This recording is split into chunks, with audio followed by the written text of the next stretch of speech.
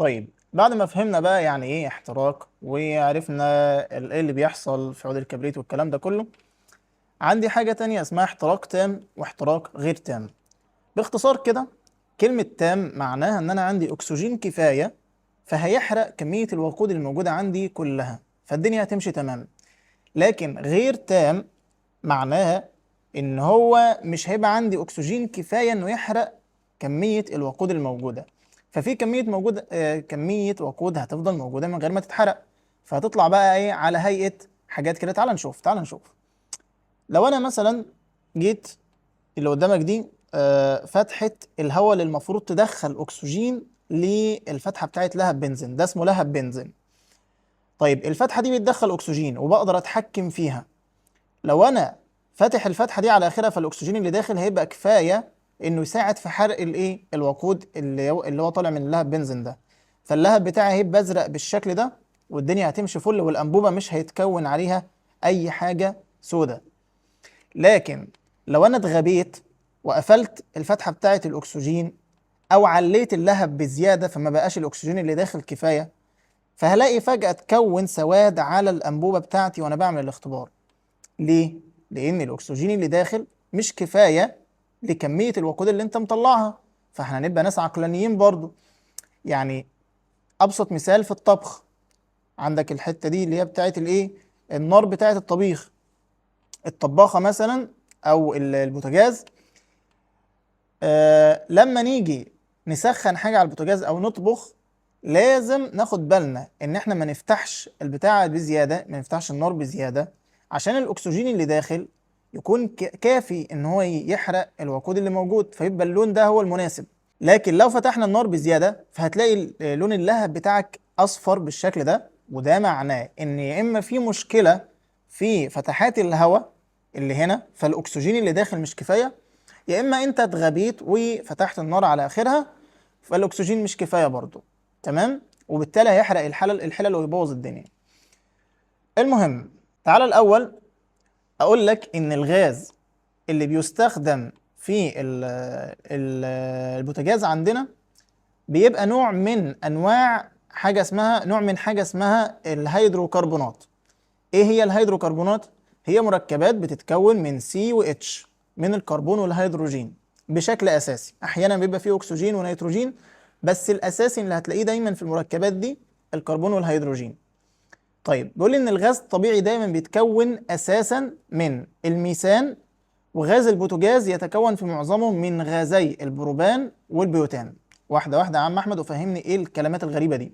بص يا سيدي، ميثان، انا طبعا هحاول افهمك على السريع ده، لكن الكلام ده كبير عنك. الكلام ده بيندرج تحت قسم او تحت فرع من فروع الكيمياء اسمه الكيمياء العضويه، بالاخص الهيدروكربونات. طيب اللي احنا بنتكلم عنه ده حاجه اسمها الالكانات. فالالكانات دي ليها صيغه عامه كده اسمها سي ان اتش 2 ان زائد 2. عايز تقول ايه؟ عايز اقول لك ان لو رقم الكربون ان، فالاتش هيبقى 2 ان، هتضرب الان في 2 زائد تضيف عليها 2. اديني مثال يا عم عشان انا مش فاهم انت بتقول ايه. هتفهم كل حاجه دلوقتي. بص كده، بيقول لك ميثان، الميثان ده رمزه سي اتش 4. السي هنا بواحد، فالاتش 2 في 1 ب 2 زائد 2 بقت 4، الاتش ب 4. طيب لو عايز البروبان ده سي 3. طيب سي 3 يبقى الاتش بكام؟ الاتش ب 2 ان، يبقى 2 ان اللي هو 2 في 3 يبقى 6 زائد 2 يبقى 8. سي 3 اتش 8.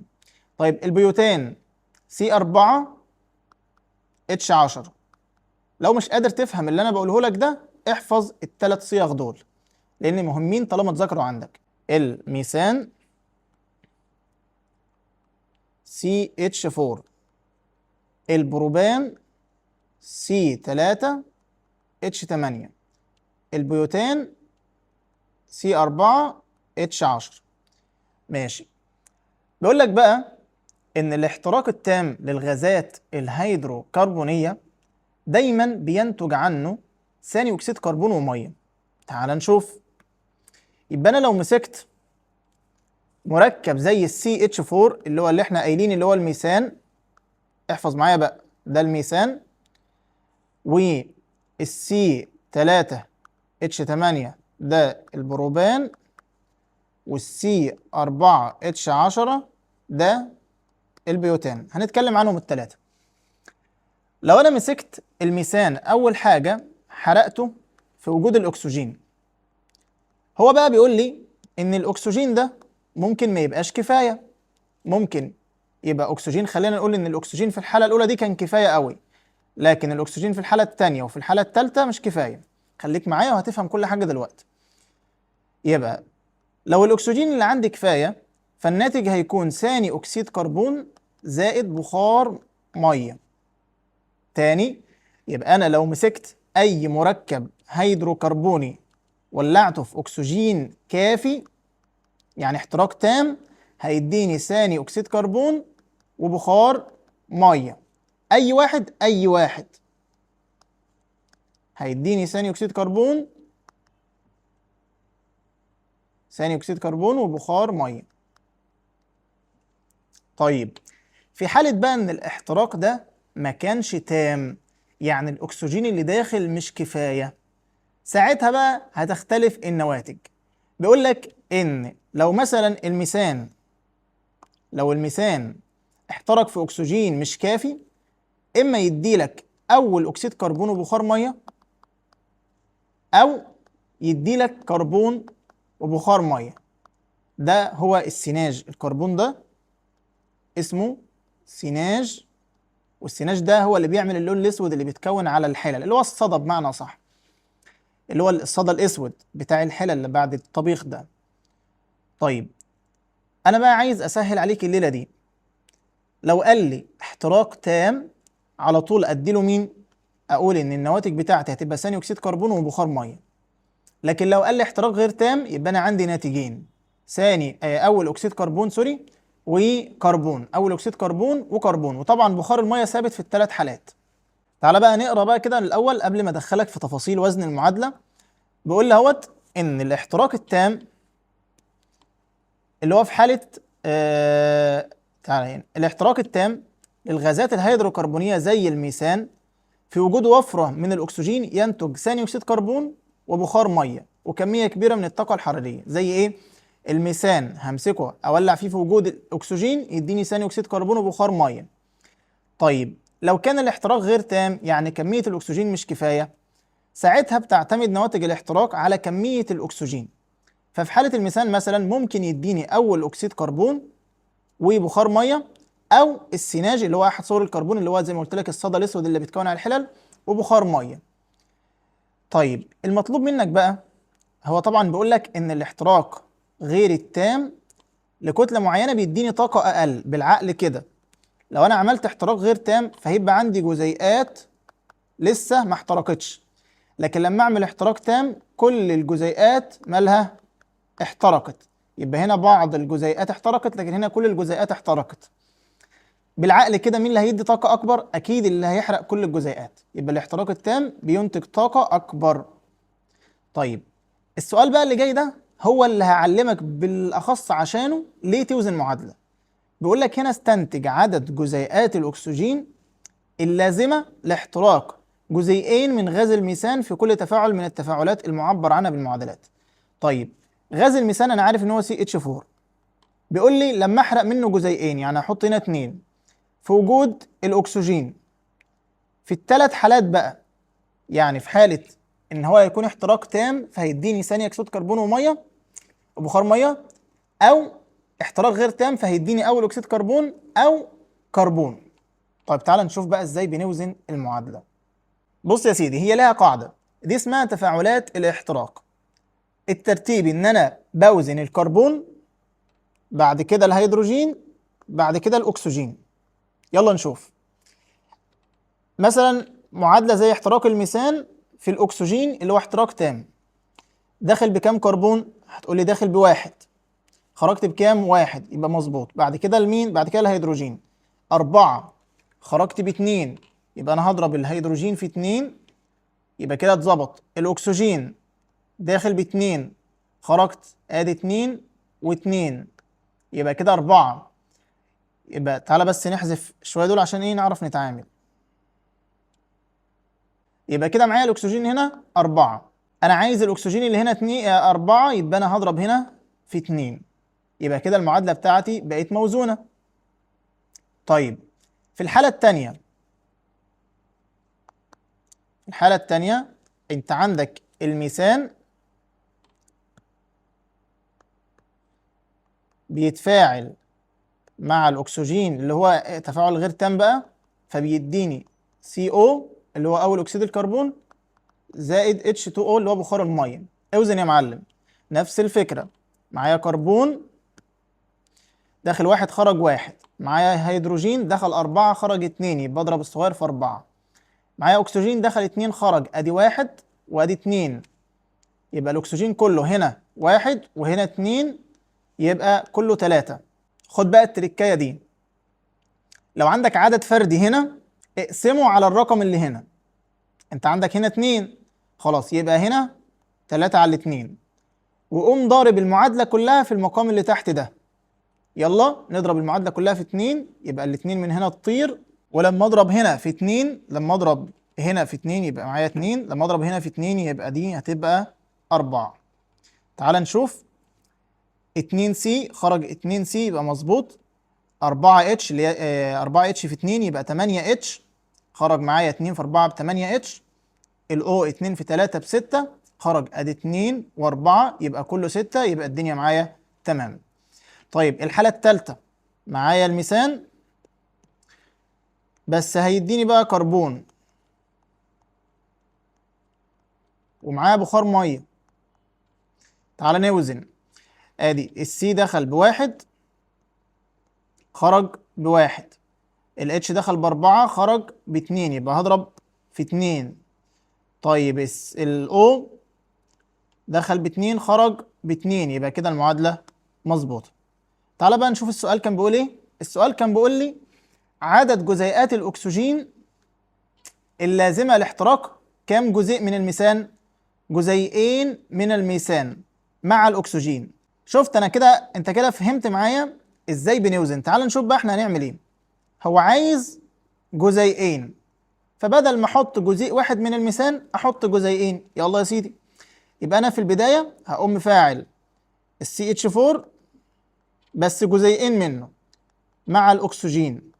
في حاله الاحتراق التام انا عارف ان هو هيديني CO2 زائد H2O. طيب في حاله جزيئين برضو بس في حاله احتراق غير تام هيديني اول حاله CO زائد H2O. طيب جزيئين برضو ميثان مع اكسجين هيديني سي زائد H2O. يلا يا باشا اوزن. معايا 2 سي خرجت سي واحدة، يبقى اضرب هنا في 2. معايا 8 اتش خرجت 2، يبقى اضرب هنا في 4. معايا 2 او خرجت، ادي 2 في 2، 2 في 2 ب 4 و4 يبقى كله 8، يبقى انا معايا الاو هنا 8، يبقى انا محتاج دي تبقى 8. اضربها في كام؟ هتقول لي اضربها في 4، 4 في 2 ب 8. ايزي جدا. يبقى في الحالة الأولى أنا محتاج 4 جزيئات أكسجين عشان يتفاعلوا مع الإيه؟ مع الميثان، يحترقوا مع جزيئين ميثان احتراق تام يعني. طيب في الحالة الثانية اوزن 2 سي، يبقى أنا هضرب هنا في 2. 8 اتش يبقى أنا هضرب هنا في 4. O2 وهنا 2 وهنا 4 يبقى كله 6، يبقى هضرب هنا في 3، يبقى 3 جزيئات أكسجين عشان تبقى 6، يبقى كده اتظبطت. تعالى على الثالثة. معايا جزيئين 2 س يبقى 2، 2 في 4 ب 8 يبقى 4. الأو 2 هنا 4، يبقى هنا هضرب في 2، يبقى هنا جزيئين أكسجين. يبقى الإجابة على السؤال ده إن أنا التفاعل الأول محتاج كام جزيء؟ محتاج 4. التفاعل الثاني محتاج 3. التفاعل الثالث محتاج 2، اللي هي دي اللي هي عدد الجزيئات هنا أهو. بس يا سيدي.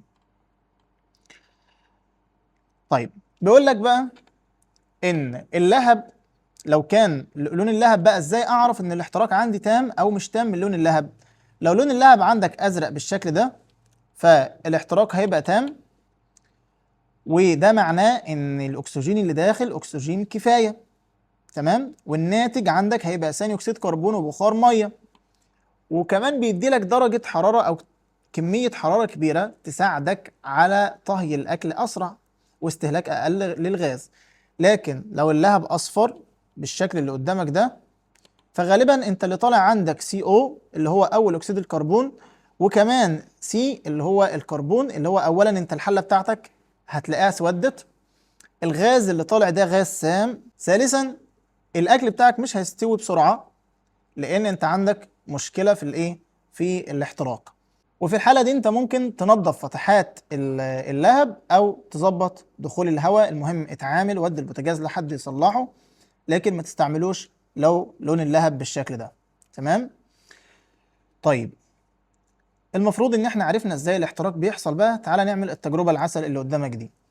بيقول لي دلوقتي هات لي غاز طبيعي، غاز طبيعي اهوت، المفروض مثلا وليكن ميثان، وابدا احرقه، وتعالى نثبت بالدليل ان اللي هيطلع ثاني اكسيد كربون وبخار ميه. طيب اول ما اعمل الشكل اللي قدامك ده، بيقول لك هات غاز طبيعي احرقه، حط هنا ورقه كلوريد الكوبالت. اشمعنى ورقه كلوريد الكوبالت؟ بيقول لك ده اول ما يتعرض للميه بيبدا يتحول من اللون الازرق للون الوردي. تمام. هستفيد منه في ايه؟ مش انت لو طالع عندك بخار ميه وكثفته هيتحول لميه؟ هتقول لي اه. طيب لو هو اتحول لميه والميه دي لمست ورقه الكوبالت كلوريد الكوبالت هيتحول للون الوردي، فبكده نبقى عرفنا ان طلع بخار ميه. طيب ثاني اكسيد الكربون هيعدي، اقدر اتعرف ازاي بقى على ثاني اكسيد الكربون؟ يقول لك هات ماء جير رائق، وانا عارف ان ثاني اكسيد الكربون بيعكر ماء الجير، لو ماء الجير اتعكر يبقى عدى عندي ايه؟ ثاني اكسيد كربون. يبقى تاني انا عايز استدل على وجود مين ومين؟ ثاني اكسيد الكربون وبخار الميه. فبخار الميه هكثفه بالشكل اللي قدامك ده، اما احط له تلج، التلج هنا هيكثفه فهينزل على ورقه كلوريد الكوبالت يحولها للون الوردي، وثاني اكسيد الكربون هيعدي، لما يعدي هيعدي على ماء الجير هيعكره، يبقى كده عرفنا ان ايه؟ ثاني اكسيد الكربون موجود عندنا. حلو كده؟ حلو قوي. طيب تعالوا بقى نتكلم على نواتج الاحتراق. اقصد بنواتج الاحتراق الاكاسيد اللي هتطلع او الغازات اللي هتطلع لما احرق ماده، سواء الماده دي هيدروكربون ولا ايا يكن بقى. بيقول لي بتختلف نواتج الاحتراق حسب عده عوامل، اهمها التركيب الكيميائي للماده المحترقه، يا ترى هي بتتكون من سي و اتش زي ما كنا بنتكلم ولا حاجه تانية، وثانيا كميه الاكسجين، يا ترى هي كميه كافيه عشان يبقى احتراق تام ولا كميه غير كافيه فيبقى الاحتراق غير تام. طيب تعال نشوف. بيقول لي اول حاجه احنا عرفنا ان ثاني اكسيد الكربون بيتكون نتيجه احتراق تام لمواد بتحتوي على الكربون زي المواد العضويه، وده عديم اللون والريحه، ما بيشتعلش ولا بيساعد على الاشتعال واتقل من الهواء. طيب ثاني اكسيد الكربون، الكربون عرفنا ان هو لا فلز، فالاكسيد بتاعه اكسيد حامضي، فلما يدوب في الميه يديني حمض الكربونيك، ودي مش جديده عليك. طيب اول اكسيد الكربون كان بيجي من احتراق غير تام، وعرفنا الكلام ده كله، وده غاز سام. طيب بخار الميه ده بيحصل في كل حاجه، في اي ماده فيها هيدروجين، لما احرقها هتديني بخار ميه. طيب بيتكثف لقطرات ماء عند التبريد. طيب الكربون ده بيتكون في حالة الاحتراق غير التام للهيدروكربونات على هيئة جسيمات صلبة سوداء تترسب على الأسطح. لحد كده مفيش جديد، انت عندك ثاني أكسيد كربون وبخار المية ده في حالة احتراق تام، أول أكسيد كربون وكربون ده في حالة احتراق غير تام.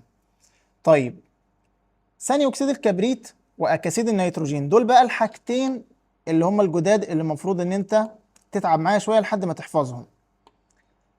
اكسيد كبريت يعني معنى كده انه جاي من ماده فيها كبريت. حلو كده؟ حلو قوي.